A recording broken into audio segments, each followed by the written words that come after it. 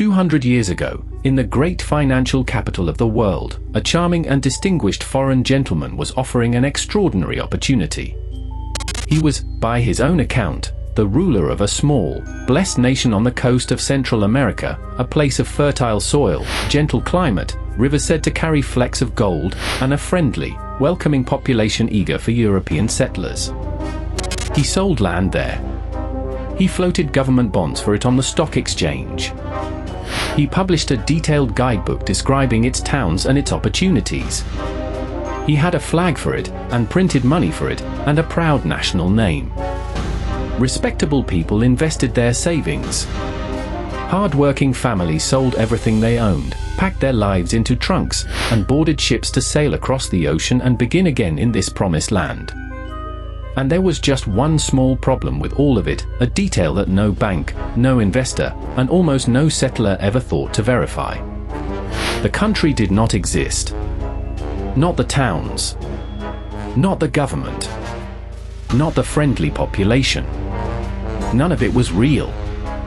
It was a nation invented, in total, by one man, conjured out of paper, printing ink, and sheer confidence, and sold as if it were as solid as the ground beneath your feet. In the next few minutes, I'm going to show you exactly how you sell a country that isn't there. And by the end, you'll understand why this 200-year-old con is still, right now, being run in slightly different clothes. The first gear of this con was the man himself, or rather, the character he built. He didn't arrive as a salesman. He arrived as royalty. He presented himself as a titled nobleman, the sovereign ruler of his faraway nation, a prince among ordinary men. And a title, in the right society, is a skeleton key. Think about how differently you treat a claim depending on who makes it. If a stranger in plain clothes tells you he owns a country, you laugh. But if a poised, elegant, impeccably mannered aristocrat, received in fine drawing rooms, moving comfortably among the powerful, tells you the very same thing, your instinct flips. You don't think, prove it. You think, how do I get in? The title did what titles have always done, it borrowed the credibility of an entire class and draped it over one man. He didn't have to argue that his country was real. He simply behaved, at every moment, like a person for whom the existence of his country was too obvious to question, and let everyone around him do the work of believing. But a title alone sells nothing. The second gear is the one that makes this con a masterpiece, and it is the most important lesson in the entire story. He understood that specific, elaborate detail is the most powerful tool of credibility ever invented. He did not simply say his country existed. He documented it, exhaustively, as though it were the most ordinary place on Earth. He published a thick guidebook describing its geography, its climate, its principal city with its streets and public buildings, even its system of government and its opportunities for tradesmen and farmers. He had a national flag designed. He had official-looking land certificates printed. He even had the nation's own banknotes engraved and circulated, so investors could exchange their solid British money for the crisp new currency of a country that was pure fiction. Now understand the psychology here, because it is the beating heart of the con. We instinctively believe that liars are vague, and that detail is a sign of truth. Why would anyone invent a specific street plan, a specific currency, a specific chapter on drainage and agriculture? The sheer, boring thoroughness of it feels like proof. No con artist, we assume, would go to all that trouble. But that is precisely backwards. The detail was not evidence that the country was real. The detail was the con. Every invented specific made the whole impossible thing feel more solid, until the weight of 100 small fictions became indistinguishable, to the ordinary eye, from a single large truth. The third gear was timing, because even the best con needs a hungry audience. He launched his scheme into a moment when the financial world was desperate to believe. It was an era of feverish investment enthusiasm. Money was pouring into new and exotic foreign ventures, and stories of distant lands making men rich were everywhere. His imaginary nation didn't have to overcome skepticism from a cautious crowd. It simply had to join a stampede that was already running. When everyone around you is excitedly buying into faraway opportunities, the pressure isn't to investigate, it's to not be left behind. And he understood social proof perfectly. Once a few respectable names had bought in, once his bonds were trading and his land was selling, each new investor was reassured not by any evidence about the country, but by the simple fact that other serious people had already committed. The buying itself became the proof. Nobody wanted to be the fool who missed out on the next great fortune, and that fear, that appetite, did far more selling than the con man ever had to do himself. And now we reach the part of the story that turns it from an audacious swindle into a genuine tragedy. Because it wasn't only money that was invested. It was lives.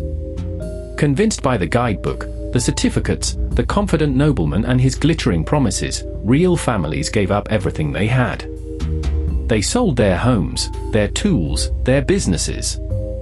They exchanged their savings for land grants and that beautiful worthless currency.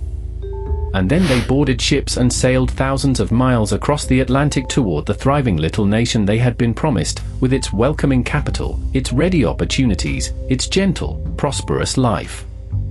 What they found, when the ships finally reached the coast, was nothing. No capital city. No streets, no port, no waiting officials, no farms. Just wild, untamed shoreline and dense jungle, empty of everything they had been promised. There was no country to arrive in, because there had never been a country at all. Stranded in a hostile, unfamiliar wilderness, far from home, with no shelter and no help coming, many of those settlers suffered terribly, and a great number of them never came home again. The paper nation had a real and devastating body count. You would expect this to be the moment the whole thing collapses in disgrace, the survivors return, the truth explodes, and the man responsible is dragged before justice and ruined. And the truth did come out, the horror of what happened to the settlers became known. But here is the detail that makes this story so unsettling and so instructive. The con artist proved remarkably slippery. He was extraordinarily difficult to pin down and punish for the full scale of what he'd done. And in one of the most audacious epilogues in the history of fraud, rather than vanishing into shame, he is reported to have simply relocated, set up in another country, and attempted to run a version of the very same imagination scheme all over again. Sit with that for a moment. Even after being exposed, even after the deaths, the machine was so effective that its operator's instinct was not to abandon it, but to carry it to a fresh audience who hadn't heard the story yet. That is how powerful this con is. The nation was fiction, the currency was fiction, the opportunity was fiction, and yet the machine that sold them was real, portable, and terrifyingly reusable. Which is exactly why it never really died. So here is why a 200-year-old swindle about a make-believe country should matter to you today. Because the machine is still running, and its core trick, using elaborate, specific detail to manufacture the feeling of reality, is more powerful now than ever. Think about the modern versions. The investment opportunities with the gorgeous website, the detailed white paper, the professional projections, the roadmap, the team page, the glossy promotional video, an entire universe of convincing specifics behind a business that produces nothing real. The founder with the flawless backstory and the polished pitch deck describing a technology that doesn't work. The crypto project with its own coin, its own documentation, its own passionate community, a complete little world of detail wrapped around an empty center. In every case, it is the exact same gear turning, overwhelming you with specifics until the sheer volume of detail feels like proof, because your instinct still whispers that no one would fake all of this. But they would. They did it with a whole country. The lesson the settlers paid for in their lives is one you can keep for free. Detail is not evidence.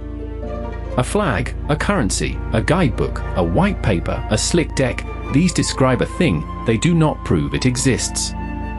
The only real test is the one almost no one performs. Step entirely outside the materials the promoter gave you, and confirm the underlying reality from a completely independent source. Does the country actually exist? Does the product actually work? Does the money actually change hands the way they claim, verified by someone with no stake in your believing it? So let me leave you with the question that could have saved a shipload of lives. The next time something is sold to you with an overwhelming, dazzling wealth of detail, will you mistake that detail for proof, or will you be the one person who checks whether the country is really there? Tell me in the comments. I read every single one.